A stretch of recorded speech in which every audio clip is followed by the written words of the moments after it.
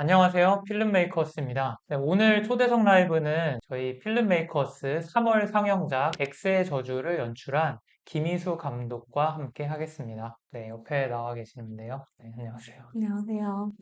X의 저주 너무 재밌게 봐가지고 많은 분들께 좀 소개를 해드리고 싶었는데 오늘 마지막 상영이었어요. 그래서 아쉬움이 많이 남습니다. 필름메이커스 구독자분들께 간단한 자기소개. 안녕하세요. 저는 엑스의 저주를 연출한 김희수라고 합니다. 감사합니다. X의 저주 되게 재밌게 봤어요. 네. 감사합니다. 네, 이게 2023년도에 영화제에서 이렇게 상영이 된 작품이죠. 네. 네. 그때 관객분들 반응이 좀 궁금해요. 매번 상영할 때마다 항상 관객분들께서 어떻게 보실까가 너무 궁금해가지고 상영에 항상 참여하는 편이었어요. GV가 있든 없든 상영에 가서 항상 봤는데 이게 코미디 장르 영화긴 하지만 뭔가 터지면서 볼 수 있는 그런 영화는 아니라고 생각을 했거든요, 저는. 어떤 소소한 재미로 그냥 편안하게 볼 수 있는 그런 정도의 영화이지 않을까라고 생각을 했는데, 관객분들의 반응이 되게 상영을 할 때마다 매번 다르고 다양하더라고요. 너무 분위기가 좋아서 막 많이 웃으시는 그런 분들도 계셨고, 되게 조용하게 즐기시는 분들도 계셨는데, 또 예상하지 못한 순간에서 좋아하시는 분들도 있고, 또, 아, 터질 것 같았는데 또 안 터질 때도 있고, 네. 되게 다양하더라고요. 아, 극장이라는 공간이 되게 솔직하다. 감독한테는 되게 천국과 지옥을 매 순간 왔다 갔다 하게 하는 그런 공간이더라고요. 그래서 저도 극장에서 되게 많이 배웠던 것 같고, 극장이 되게 소중한 공간이구나, 되게 신비롭다, 이런 경험을 할 수 있었습니다. 뭐 부천국제영화제나 이제 서울독립영화제뿐만 아니라 뭐 국내에 좀 여러 영화제에서 상영이 된 것으로 알고 있는데 감독님 본인에게도 도움이 많이 되고 좋은 경험이었을 것 같은데 아, 너무 소중한 경험이었죠. 사실 단편 영화 이렇게 저도 엑스의 저주 이전에 몇 개 만들었었는데 사실 영화제에 가거나 이런 일은 좀 없었어요. 그래서 영화제라는 곳에서 단편을 내 거를 한 번이라도 틀어서 관객분들이 어떻게 그걸 보실지를 체험해보고 싶다. 이런 열망이 되게 있었거든요. 근데 이제 엑스의 저주를 통해서 그런 기회를 되게 얻게 됐잖아요. 그리고 그것도 제가 생각했던 것보다 더 많이 상영을 하고 더 많이 만날 수 있는 기회가 있어가지고 그 순간이 다 저한테 너무 소중했고 너무 큰 배움이긴 했어요. 중편 영화 같은 경우는 참 극장에서 보기가 어려워요. 극장에서 봤을 때 그 경험이 너무나 다르기 때문에 더 극장에서 이 영화를 보신 분들은 되게 운이 좋으신 분들이다라고 생각을 하고요. 어떻게 기획하시게 됐는지 그 기획 과정부터 좀 찬찬히 이야기를 해볼까요? 제가 가진 경험들 중에 좀 이야기로 꺼낼 수 있을 만한 어떤 것들이 뭐가 있었을까 이렇게 복귀하는 시간을 가지다가 이별의 순간을 끄집어내게 되더라고요. 그 기억에서 그 이별의 순간이 좋지 않잖아요. 이별이라는 건 사실 너무 슬프고 힘들고 끝이 좋지 않잖아요. 근데 만남이라는 건 사실 되게 좋은데 왜 같은 사람과 만남과 이별하는데 만남은 좋은데 왜 이별은 안 좋을 수밖에 없는 걸까라는 어떤 회의감 같은 게 좀 들더라고요. 그래서 아름다운 이별의 순간을 좀 보고 싶다. 그리고 그런 걸 좀 만들어 보고 싶다라는 마음이 되게 생겼어가지고 영화의 장르와는 다르게 심오한 고민을 하고 네, 생각보다 그죠. 어떻게 코미디라는 장르를 그러면 선택하신 거예요? 워낙 코미디 장르를 되게 좋아해요. 아, 코미디 장르를 되게 좋아하고 고통의 순간에 가장 필요한 것은 웃음이라고 생각을 했거든요. 그래야 사람이 살 수가 있다. 그래야 우리가 이 삶을 영위해 갈 수가 있다. 고통하기만 해선 살아갈 수 없다. 이런 약간 저만의 생각이 있었는데 그 이별이 너무 힘들잖아요. 제가 그냥 경험한 걸 말씀드리자면은 그거를 극복할 수 있었던 거는 이렇게 친구들 만나서 웃고 뭔가 농담하면서 잊어버리고 하는 그런 점이 되게 있었거든요. 그런 경험들도 같이 생각을 하면서 아, 이거 되게 그냥 유쾌하게 좀 재밌게 좀 웃으면서 볼 수 있는 영화가 됐으면 좋겠다 이런 생각을 했어요. 이별하는 것 자체가 홀로 선다는 거에 의미가 있잖아요. 그 홀로 선다는 거의 의미를 어떻게 찾을 수 있을까 소재로를 찾다가 그런 성적인 소재가 생각이 나서 그걸 이제 영화에 가지고 와서 하게 됐어요. 그 소재 자체도 되게 과감하면서도 네. 재미있다. 어떤 감독님이 만들었는지 보고 싶다. 생각이 들어요. 네. 근데 되게 의외셨어요. 되게 차분차분하시고. 네.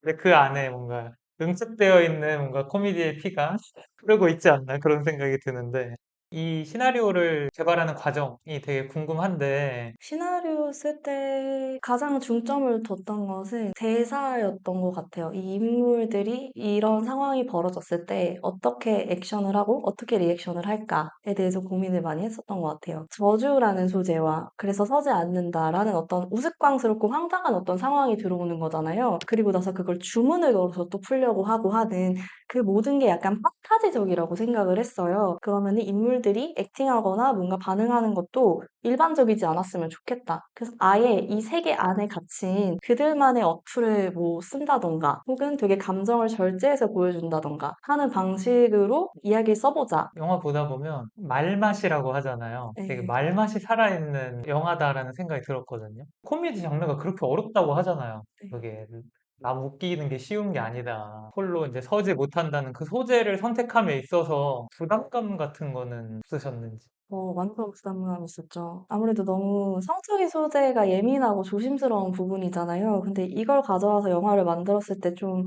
불편할 수도 있고 불쾌할 수도 있어서 이 수위나 이 선을 어떻게 조절할 수 있을까? 이 소재나 이런 것들은 좀 포기하고 싶지 않은데 이걸 좀 재밌게 만들 수 있을 것 같은데 그럼 내가 어느 정도까지 이거를 조절해서 해야 될까에 대한 부담감과 생각이 되게 많이 있었는데 영화의 의도 자체가 그런 거를 막 계속 보여주려고 하는 영화가 아니라 그걸 어떻게든 해결하려고 우리가 합심해서 뭔가 재미있는 상황이 벌어지는 게 더 중요한 영화라고 생각을 했어요. 그러다 보니까 하나의 재미 요소로 같이 가면서 볼 수 있지 않을까 유쾌하게. 이제 요즘에 이제 유튜브에서 통하는 약간 어그로라는 거 있잖아요. 그 소재가 상당히 이제 후킹 요소가 될 것 같은데, 막상 이제 뚜껑을 열어보면 그 소재를 중심으로 하되 사실 이제 하고자 하는 이야기나 풀어가는 방향은 조금 다른. 그래서 그 반전 매력이 더 있었던 것 같거든요. 영화 만드실 때 좀 주변 반응 같은 것들은 좀 어땠어요? 이런 소재로 영화를 만든다고 했을 때 이제 대학원 동기들이 있는데 다 어떻게 이런 걸로 만드냐 뭐라고 이제 한 소리를 하기도 하고 아무래도 성별이 여자다 보니까 근데 남성의 성에 대해서 조금 다루고 있잖아요. 그런 부분들이 좀 조심스럽기도 했고 그렇긴 한데 이제 대체적인 반응은 너무 황당해서 재밌다.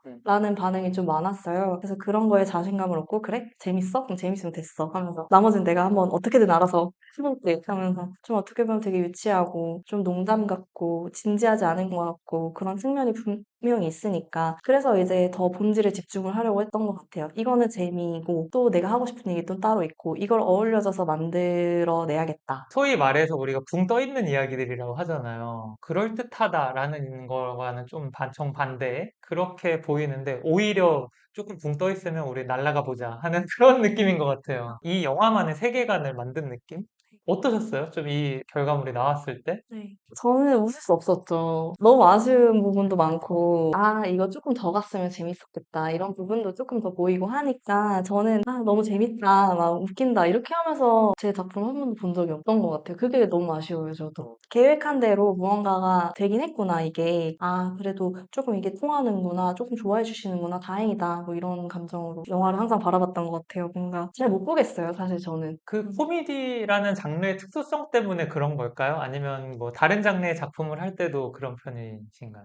코미디여서 그런 것도 있는 것 같아요. 왜냐면은 더 재밌게 할 수 있었고 더 웃길 수 있었던 포인트가 저는 보이거든요. 어, 아, 이렇게 했어야 되는데, 아, 이거 이렇게 했어야 되는데, 라는 게 보이는데, 거기서 더 가지 못한 제 자신이 보이는 거예요. 그걸 볼 때. 그래서 이제 아쉬워서 저는 못 보죠. 그 부분이 되게 궁금한데, 물론 뭐 영화의 내용을 다 이야기할 수는 없지만, 네네, 그, 공학이가 찾아와서 세워달라, 이렇게 빌면서 하루를 지새우는 그 시퀀스가 하나 있어요. 몽타주 시퀀스가 있는데, 그 부분이 좀 아쉬워요, 저는. 네. 너무 빠르게 흘러갔나요? 거기서 좀 더 재미있게 좀 생각하지 못한 방식으로 무언가 보여줬으면 어떨까라는 생각이. 극 중의 공학, 그리고 지수, 재미있는 캐릭터들이었던 것 같아요. 공학 같은 경우는 되게 뻔뻔하기도 하고, 일면 소심한 면도 있는 것 같고, 지수 같은 경우도 안 해줄 것처럼 하다가 또 나중에는 되게 열심히 미션을 같이 수행하는. 캐릭터를 만들 때 가장 중요한 게 사실 저는 귀여워야 된다고 생각을 했어요. 저는 귀여움이 이 영화의 최고의 무기가 될 것이다라고 생각을 한 점이 있는데 그게 왜 그러냐면 이게 좀 예민한 소재를 다루고 있다 보니까 불쾌할 수 있거든요. 그리고 불쾌할 수 있는 지점들이 있다고 생각해요. 근데 그 인물이 귀엽고 사랑스러우면 그리고 호감이면 어느 정도 용납하면서 볼 수 있는 부분이 분명히 존재한다라고 생각을 했었거든요. 그래서 이제 배우님들이랑 이제 이렇게 작업을 할 때 이 인물들이 좀 귀여웠으면 좋겠다. 근데 귀여운 척은 안 했으면 좋겠다. 되게 좀 되게 어려운데 어려운데. 네, 그들이 되게 하는 행동들이나 무언가가 되게 유머러스하게 보여줬으면 좋겠다라고 느꼈던 것 같아요. 그랬을 때 방식이 어쨌든 이게 판타지고 그간에 들어가 있으니까 무언가 절제해봐. 아니면 무언가 이상한 농담 같은 거를 로봇 같은 어투로 해봅시다. 이런다던가. 전다은 배우님 같은 경우는 좀 부담스러웠어요. 그런 본인이 귀여울 수 있을까에 대한 코미디 장르 연기를 한 번도 해본 적이 없으셔가지고 그런 부담감을 좀 말씀하셨는데 프리 때 맨날 그런 말 했던 것 같아요. 귀엽다고 스스로 주문을 걸어라. 매일 집에 가서 자기 전에 일어나서 거울 보면서 자기한테 귀엽다고 하고 그 행동을 계속 해야 된다. 이런 걸 계속했어요. 연락하면서 귀엽다고 했어요? 이러면서 이런 좀 뭐 도움이 됐을지 안 됐을지 모르겠지만 그런 걸 계속 강요했던 것 같아요. 네. 도움이 많이 된 것 같네요. 지금 말씀을 해주셔서 이게 내가 캐릭터들을 귀여워하면서 봤구나라는 생각이 드네요. 정말 귀여운 게 최고야라는 얘기도 있잖아요. 네. 이 작업의 특성상 배우들이랑 친해지고 편해질 수밖에 없는 그런 부분들이 있었어요. 다음 배우님이 말수가 이렇게 많으시진 않은데 이제 그냥 첫 상영 때 그걸 보고 나서 그냥 아 영화 귀엽네 이러고 마시더라고요. 그래서 좋다. 성공했다. 정수지 배우님은 좀 어떠셨는지? 저는 수지 배우님이 원래 팬이었긴 했거든요. 근데 수지 배우님이 가지고 있는 어떤 개성이 코미디 장르랑 되게 어울린다고 생각을 했어요. 그래서 코미디를 해야 된다. 라는 생각을 좀 항상 가지고 있었거든요. 영화가 나오고 이제 상영을 할 때도 많이 GV도 같이 많이 하고 상영도 계속 많이 봐주시면서 진짜 영화를 많이 사랑해 주셨어요, 이거를. 장르적인 특성도 그렇고 소재적인 특성 때문에도 그렇고 좀 배우분들이랑 친해질 수밖에 없었다 이 말씀을 해주셨잖아요. 그 현장 분위기나 좀 에피소드 같은 것들도 좀 궁금하거든요.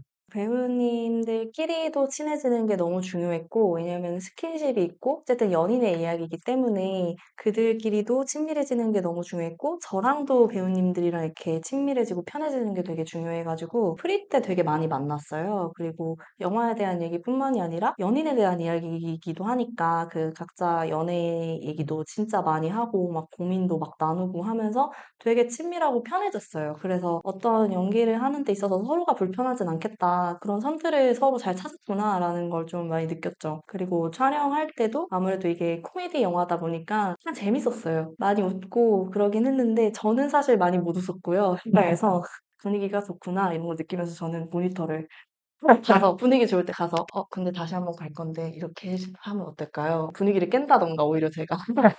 이 영화는 한 공간 안에서 촬영이 됐잖아요. 그것도 4회차나. 영화를 보면서 그렇게 답답하다는 생각은 안 들었어요.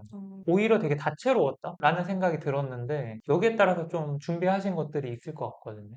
네네. 사실 한 공간에서 촬영할 때는 진짜 편했어요. 공간이 하나니까, 아, 진짜 편하다. 이 한여름에 한 공간에서 찍을 수 있다는 게 감사하다. 이러면서 찍었는데, 영화 내내 그 한 공간밖에 나오지 않는데, 이게 좀 지루하게 느껴지지 않으려면은 어떻게 해야 될까를 고민을 많이 했던 것 같아요. 조명이라던가, 아니면 뭐 비 오는 컨셉을 만들어서 비가 오게 만든다던가, 사운드를 이용한다던가, 미술을 조금 특이한 부분들을 조금씩 넣어본다던가 하는 식으로 그 공간에 볼륨감을 좀 무의식적으로 느낄 수 있게 만들어 보자라는 데 초점을 많이 맞춰서 저도 보면서 되게 조명을 되게 과감하게 사용하셨다라는 생각도 들었고 그런 시간적인 변화도 네. 되게 빨리빨리 진행이 되고 해가지고 비 오는 거 그런 건 어떻게 하셨어요? 동기분들께서 와가지고 창문에서 이제 이렇게 붙어가지고 막 이렇게 뿌리 그 호스에 이렇게 구멍을 뚫으면 이렇게 비가 이렇게 내린다고 하더라고요. 네. 그래서 그거를 현장에서 했었는데 그 호스에 이제 이렇게 구멍을 뚫어서 그걸 설치해서 하는데 그게 너무 약한 거예요. 비 오는 것 같지도 않고 동기들이 막 난리가 났죠. 그러면서 이제 물 뿌리개로 하든 뭐 아니면 호스로 막 이렇게 뿌리자. 이게 제일 나은 것 같다. 몇 번 이제 시도를 해보다가 결국에는 이제 뿌려줘가지고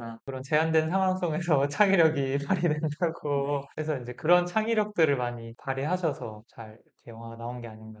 영화 중에 중요한 서품으로 나오는 게 선풍기. 상징하는 바도 있을 것 같고, 여름이니까 선풍기를 떠올린 것도 정말 맞고요. 그 두 사람의 관계를 단 한 번에 상징으로 보여줄 수 있는 그런 게 뭐가 있을까? 선풍기라는 게 되게 회전도 되고 고정도 되고 되게 특수한 어떤 특징을 가지고 있잖아요. 그게 되게 재밌다. 이걸 갖다가 관계에 빗대어보면 어떨까? 이들의 관계에 빗대어서 고장난 선풍기 때문에 싸우면 어떨까? 근데 그 고장난 선풍기 자체가 그들의 관계였으면 좋겠다라고 생각을 해서 이제 선풍기를 가지고 오게 됐습니다.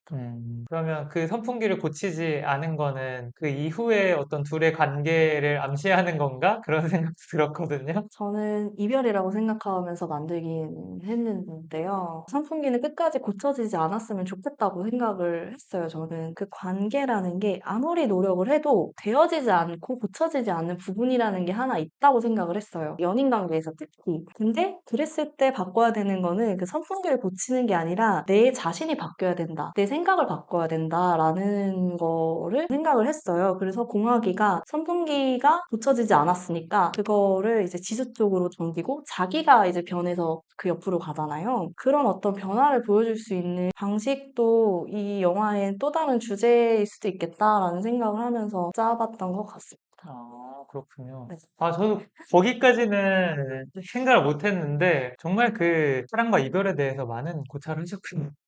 그 부분이 되게 특색인 것 같아요, 이 영화에. 그 물밑에 숨겨진 그런 의미들, 그것들이 끌어나오기까지의 창작자의 고민들, 그런 것들을 조금 조금씩 좀 엿볼 수 있어서, 그래서 이 영화가 좀 다른 게 아닌가. 유쾌하게 영화를 만들려고 했지만, 누군가는 불쾌할 수도 있고, 이 소재 자체가 갖는 성격 때문에. 감독님이 생각하는 그런 코미디의 선은 어디라고 생각하시는지. 저도 그 선을 찾기 위해서 되게 많이 노력했어요. 이게 선을 넘으면은 이게 재밌는 게 아니라 너무 불쾌하고 선에 미달되면은 재미가 너무 없어져 버리고 해서 이 중간선을 어떻게 잘 타야 이게 되게 의미 있는 코미디 영화가 되겠구나라고 생각을 했는데 결국에는 그냥 많은 사람들과 대화해 보는 건 것 같아요. 음. 그 사람들이 어떻게 느끼고 어떻게 받아들이고 있지? 많이 얘기를 했었고 100%의 사람들이 100%다 뭐 이게 좋아 이렇게 말하기는 되게 어렵잖아요. 이 부분까지는 되겠고 이 부분까지는 안 되겠다라는 감각을 그때 찾아갔던 것 같아요. 영화라는 게 어쨌든 완전히 불쾌할 수도 없고 완전히 유쾌할 수도 없다. 이분법적으로 나누어질 수가 없고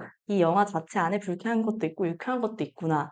근데 유쾌하게 보게 만들고 싶은데 나는 그러려면은 가장 쉽지만 어려운 방법이 인물에게 호감을 갖게 하자. 그냥 아까 말씀드린 귀여우면 용납이 된다. 그러니까 귀엽게 만들자. 이거에 대한 확신을 가지고 만들었던 것 같습니다. 수위에 대해서는 사실 이 수위를 넘었어야 되는데 이런 아쉬움이 있었던 적은 없었던 것 같습니다.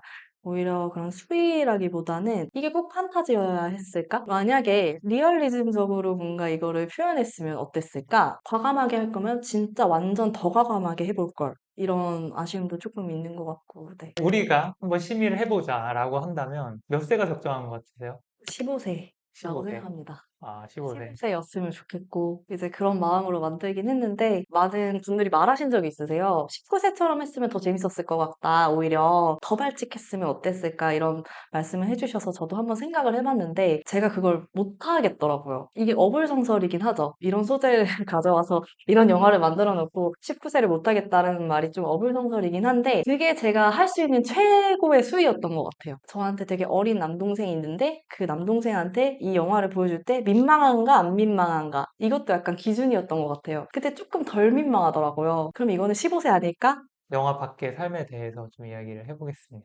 대학원 마지막 이제 졸업학기를 다니고 있는데 졸업 작품을 만들어야 돼서 이번에는 좀 이런 작품을 해봤으면 좋겠다라는 아이디어가 있으신가요? 이번에도 약간 관계의 균열에 대해서 이야기를 자꾸만 하게 되더라고요. 그래서 관계가 깨어지는 어떤 순간에 대해서 또 한 번 얘기할 것 같긴 해요. 근데 이번에 할 때는 좀 엑스의 저주를 찍었던 방식이랑은 아예 정반대, 아예 다른 주제로 좀 새롭게 만들어 볼 수 있지 않을까라는 어떤 방향으로 이야기를 생각하고 있습니다. 장르가 바뀔 수도 있을 것 같고요. 아니면 방법론이 바뀔 수도 있을 것 같고, 정해진 건 아예 아무것도 없고요. 어떤 관계의 균열에 대해서 얘기하겠다라는 것 정도만 확실히 있습니다. 이 X의 저주가 좀 영향을 준 부분도 있나요? 서로 주고받는 것 같아요. 제가 만든 영화긴 하지만 제가 그런 거에 사실 관심이 있어서 관계가 깨지는 거, 그 관계에 대해서 관심이 많기 때문에 엑셀 저주를 만든 것도 있는 것 같고 이거를 만들고 보니 나는 왜 이걸 만들었을까에 대해서 생각을 할 수 있는 기회도 되게 많았거든요. 그러다 보니까 제가 인간관계에서 균열이 일어나는 거, 뭐 이별, 절교, 절연 이런 주제들 거기에서 오는 어떤 인간의 고통에 대해서 되게 관심이 많구나. 왜 나는 그거에 관심이 많지? 뭐 계속 생각을 하다 보니까 아, 이런 주제로 한번 영화를 더 만들어야겠다라고 생각이 들어서, 영화를 만드는 과정이 그 고민에 대한 해답을 좀 찾아가 보는 과정이 될 수도 있겠네요. 네. 장편에 대한 생각도 좀 하시나요? 네, 늘 하고는 있죠. 장편 영화를 만들고 싶고, 또 주변에 장편을 만드는 친구들이 이제 점점 많아지고 있거든요. 그러면서 저도 장편을 만든다면 어떤 이야기를 해야 될 것이며, 어떤 이야기가 내 첫 장편이 되면 좋을까에 대해서 좀 계속 고민하는 시간을 가지고 있는 것 같아요. 계속 이런 시행착오 같은 걸 겪으면서 만들어지는 게 장편인 것 같아요. 그 이전까지의 그 수많은 글들이나 뭐 고민들이 있었을 거 아니에요. 그것들이 다 종합하여서 만들어진 게 결국에는 그런 것들이 음. 아닐까라는 생각으로. 저희가 공통적으로 드리는 두 가지 질문이 있어요. 그중에 첫 번째 질문은 현재 한국 영화 시장에 대한 이야기입니다. 영화를 배우고 만들면서는 우리가 앞으로 영화를 만들고 일할 시장에 대해서 잘 생각을 안 해보는 것 같아요. 음, 한국 영화 시장이 이제 코로나 이후에 계속 좀 침체를 겪고 있고 제작되는 편수도 많이 줄고 상업 장편 영화 같은 경우는 거의 절반 이하의 수준으로 줄어들고 전반적인 이런 상황에 놓여 있어요. 저도 이제 영화 감독을 꿈꾸는 사람으로서 계속 영화를 사랑하고 만드는 사람으로서 참 영화 시장이 어렵다는 얘기 너무 많이 들었고 참 그걸 스스로도 체감을 많이 하고 있는데요. 드는 생각은 딱 두 가지인 것 같아요. 좋은 영화가 없어서 그럴 수도 있어. 우리가 더 좋은 이야기를 만들어서 그거에 대해서 정말 치열하게 고민을 해서 영화를 만들면은 또 좋아해 주실 수 있어 라는 거 하나랑요. 두 번째는 이게 어떻게 보면 전화의 이복의 시기가 될 수 있을까라는 어떤 이상한 바람인데 영화가 사실 투자가 잘 안 되고 있잖아요. 근데 독립영화 같은 경우는 사실 대부분의 독립영화는 뭐 어디서 굉장히 큰 투자를 받아서 만드는 그런 구조로 생겨나진 않았잖아요. 그 작품들이. 독립영화는 계속 만들어지고 있다고 생각을 하거든요. 그래서 오히려 이런 시기에 독립영화들이 되게 많이 만들어지고 이게 되게 신선하고 개성 있고 새롭게 다가올 수 있다면 관객들에게 이 한국 영화의 시류에 되게 색다른 좀 다른 물결을 불러일으키는 전화위복의 시기가 될 수 있었으면 좋겠다. 그래서 그런 독립영화 많이 찍을 수 있었으면 좋겠다라는 어떤 바람이. 저희 채널에도 댓글들을 보면은 독립영화 재미없다. 아, 이런 얘기 되게 많이 하시거든요. 대중 관객들이 보셨을 때는 좀 이제 그렇게 생각하실 수도 있고 한데 감독님 보시기에는 좀 어떠세요? 요즘의 독립영화. 요즘에 한국 독립영화요? 저 진짜 모르겠는데 정말 저희가 서툴지만 진정성 있는 걸 하려고 계속 새롭게 나아가고 있거든요. 그런 걸 봤을 때, 이런 게 더 많아졌으면 좋겠다라는 마음이 되게 많이 생기더라고요. 정말 뭐 그렇게 지원이 많은 것도 아니고 상업자본의 투자가 이루어지는 것도 되게 소수인데 엄청나게 많이 만들어지잖아요. 진짜 1년에 뭐 천여 편 가까이 이상, 천여 편 이상씩 영화가 만들어지고 있는데 관객을 만나기가 좀 어려운 것 같아요. 네. 맞아요. 관객분들이 쉽게 많이 볼 수 있는 환경이라면 지금보다 독립영화에 대한 장벽을 낮게 보시지 않을까라는 생각이 들거든요. 그래서 재미없는 독립영화도 있겠죠. 재미없는 상업영화도 있으니까. 네, 맞아요. 상업영화, 독립영화라고 해서 뭐 어떤 영화는 재미있고 재미없고의 분류는 아니잖아요, 네. 그게. 독립영화는 보기가 너무 어려우니까 재미없는 독립영화 한두 편을 보신 분들이 그 다음에는 그냥 발길을 끊는 게 아닐까. 이제 이런 생각이 좀 들어요. 독립영화를 많이 편리하게 볼 수 있게끔 환경이 좀 많이 조성이 되면 좋지 않을까. 우리나라에서 한국 영화 감독으로 산다는 거는 어떤 의미일까? 이 질문도 공통적으로 드리는 질문이거든요. 불안과 고통의 연속이다. 왜냐면은 작품을 만들 때도 불안하고, 이걸 맞나? 작품이 나오고도 불안하고, 관객분들께서 좋아해 주실까? 작품이 잘 되더라도 그 행복은 진짜 잠깐이잖아요. 아닐까요? 그리고 다음 작품을 할 때도 불안하지 않을까 계속? 무언가 창작하고 만들고 내보이고 하는 이런 직업을 택한 이상 평생 불안하지 않을까? 그리고 평생 어떠한 종류의 고통이 있지 않을까라는 생각을 많이, 제가 많이 불안하고 고통스러운가 봐요. 그런가 봐요. 그러면 그렇게 불안함에도 불구하고 계속 이 영화를 하게끔 만드는 그 이유는 무엇일까요? 사랑인 것 같아요. 이게 진짜 웃긴데 그냥 영화를 되게 사랑하고 좋아하니까 이거를 포기할 수가 없는 것 같아요. 어떤 사람도 좋아하면은 포기하기가 되게 힘들잖아요. 그것처럼 어떻게 왜 사랑하는지는 모르겠는데 그냥 영화의 어떤 부분에 이미 푹 빠져 있고 돌이켜보니 나는 여기서 빠져나갈 수 없을 것 같고. 영화를 사랑하는 방법은 정말 다양한 방법이 있잖아요. 네네. 근데 영화를 만드는 방법을 선택한 거잖아요. 네네. 네. 영화가 인간에 대해서 얘기하고 있다는 점 때문에 그런 것 같아요. 저도 인간이고, 저와 함께 살아가는 분들도 모두 인간이고, 하니까 인간에 대한 관심을 끊을 수 없고, 사랑을 끊을 수 없다. 그래서 인간에 대한 사랑을 표현하는 방식이 저한테는 영화인 것 같아요. 음, 저도 공감합니다. 한국 영화 관객분들한테 좀 마지막으로 드리고 싶은 말씀이 있다면? 영화를 사랑해주셔서 감사합니다. 그리고 저도 더 영화를 사랑하고 즐겁게 창작하는 사람으로서 살아가겠습니다. 감사합니다. 정말 우리나라 관객들이 영화를 사랑한다고 생각하세요? 네. 어떤 면에서 그렇게 좀 생각이 드세요? 영화를 계속 점점 안 보고 있잖아요. 극장을 더더욱 안 가고 있고 한데. 사랑해도 안 볼 수도 있죠. 사랑해도 별로거나 뭐 밉거나 이러면 안 보는 때도 있다고 생각하고 하지만 그 사랑의 본질은 변하지 않지 않을까요? 근데 누구나 다 인생 영화는 있는 것 같아요. 그게 되게 영화를 사랑하는 거가 아닐까요? 한 편의 영화만 보더라도 자기 인생 영화들이 다 있으니까 음, 계속 영화를 보는 게 사랑하는 게 아니라. 그러네요. 제가 되게 한 대 맞은 것 아니, 같은데, 아니.